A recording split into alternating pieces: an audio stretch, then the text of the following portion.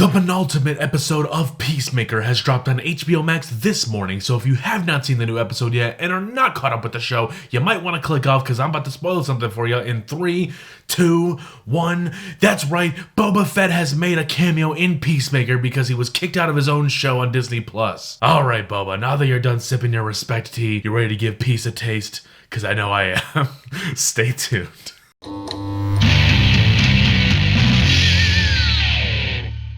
What's up, everybody? Welcome back to the Hess Project. I'm John Rodolaza, and today we're reviewing all of these spoilers for episode 7 of Peacemaker. This one's pretty simple and kind of short. I don't know exactly what the runtime was off the top of my head, but it flew by pretty quickly, and I was thoroughly entertained with this. So we picked up where the last one left off, where, you know, Peacemaker's dad is gearing up in his white dragon uniform. He's ready to find Peacemaker and kill him because he tried to screw him over, or at least his team did, and they didn't realize the repercussions.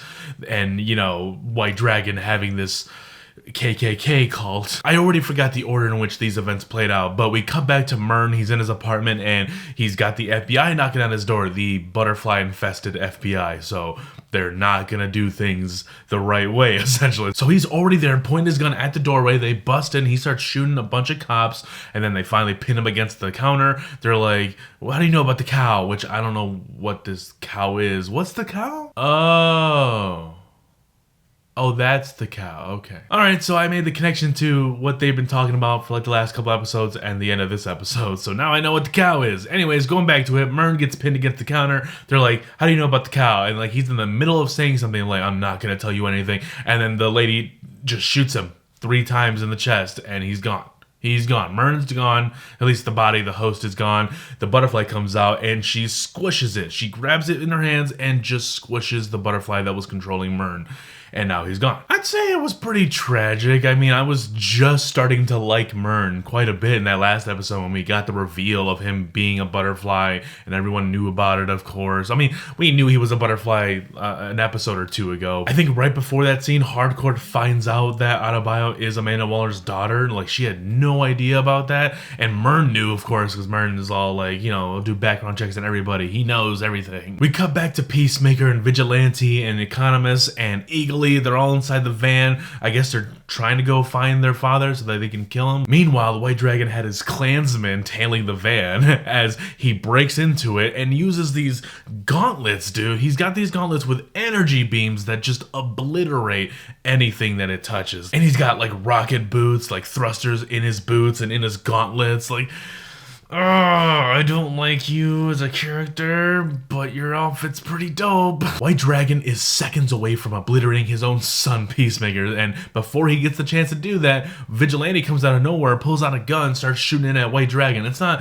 hurting him, but, you know, it's, you know, pushing him back. He gets out of the van, Vigilante follows him, and then he just takes out a freaking grenade and throws it at him. He is very close to the grenade, though. And so this wide shot shows the explosion cloud kind of engulf Vigilante, so I thought he was dead. I thought he was a goner, man. But then they showed White Dragon. He stepped out of the cloud, and now he's all stained. He's got black stains all over his white outfit.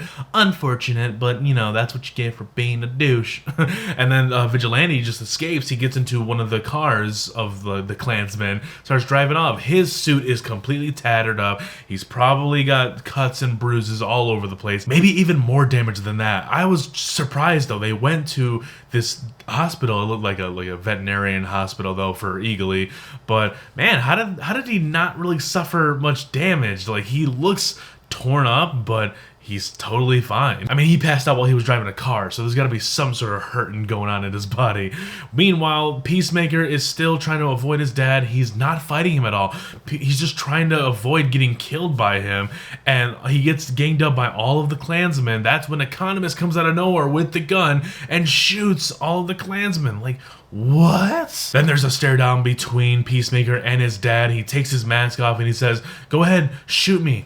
Do it. And he's starting like egging him on, calling him mean names, and then he finally just does it. Peacemaker shoots his dad clean straight through the forehead, and he's gone now. He is killed the White Dragon. More importantly though, he killed his father. And that was always the dilemma that I noticed and I picked up on since the beginning of the show, that yeah, you got a vibe that really rubbed you the wrong way about Peacemaker's father, but at the end of the day, it's this character's father. Whether he did terrible things or not, Chris as a character had an attachment to his dad to some degree. He was in denial in those first few episodes about him being this hardcore racist, but now he realizes that no, he's a bad dude and I have to get rid of him because he's holding me back from achieving what I could really become, you know? As cool as White Dragon's look was, he didn't really get to have like a fight.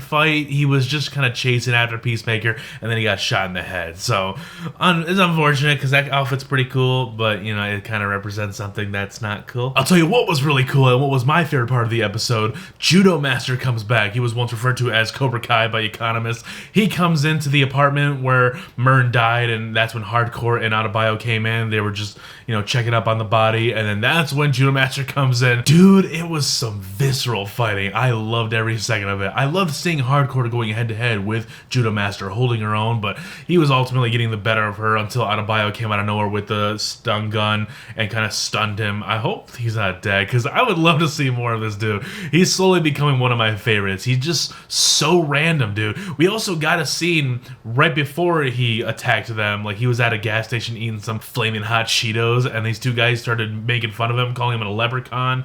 And then once they came out of the store, he bashed one of their heads into the window, and then he beat up the other one and stole their car. Once the gang gets back together, they realize that no, they don't have a leader like Mern anymore. We need someone to step up, and they kind of all give each other a look and look at Hardcore, basically telling her she should be the one to lead us, and she takes up the role. And I liked it. I think she's good for the part because Hardcore is a hard ass dude. She's hardcore, man. I think she's perfect for that role of leading this group, leading this ragtag team of heroes. I never saw her that way before. Mern always just had that vibe about him, even though he wasn't my favorite character up until the last episode. I actually really liked him then, but I just knew once you got rid of Mern, you were going to have some big shoes to fill, and I have no doubt that Hardcore is going to do a great job in that role, leading the group. So, is that the end of the episode? No, not yet. We get right before the credits, we get a shot of the cow in what looks like this giant, gooey, fat butterfly. That's what it looked like, but you know, without the wings, of course. And I think this is what's feeding all of the butterflies. I have no idea. It looked like it was getting milked like udders, and it doesn't look like a cow. So I'm just thinking it's got to be like a butterfly thing, just a really giant butterfly, you know, but without any wings. Maybe the wings are hiding somewhere. I have no idea. But point is, that's creepy as hell. And it's so much in the vein of the show. Like, it fits. I think it's found the balance of action, comedy, raunchiness, and it plays very well together. I'm really digging this show, and we have one episode left. Hopefully, we can get some, I don't know, balls to the wall stuff. I don't know who's gonna show up or what's gonna go down. Are we gonna see this cow throw down? I don't know, but that'd be amazing. So guys, let me know down below, what are you thinking of Peacemaker right now? Is this the show for you? It wasn't at first for me, but it's slowly winning me over with its ridiculousness, but also has some subtle heart to it. We finally got a flashback of exactly what happened with Peacemaker, Chris, and his brother. They were both pit against each other in a fight pit for his dad, so it's kind of his dad's fault, even though, like, yeah, he did hit his brother pretty hard. I'm really starting to like the heart that they're interjecting into the show while also having the comedy and the raunchy comedy that kind of, like, weaves in there. It sneaks up on you sometimes, and I think it's done pretty well. So, guys, let me know down below, what do you think of the show? Leave a like and subscribe to the channel if you're new. Be sure to stick around next week because we've got one more episode left. The finale of Season 1 of Peacemaker. Maybe it gets renewed for a second season. I don't know. Be sure to stick around tomorrow because I'm releasing my review of The Dark Knight. That's right, guys. We're almost done with The Dark Knight, or the Batman movie reviews, I should say.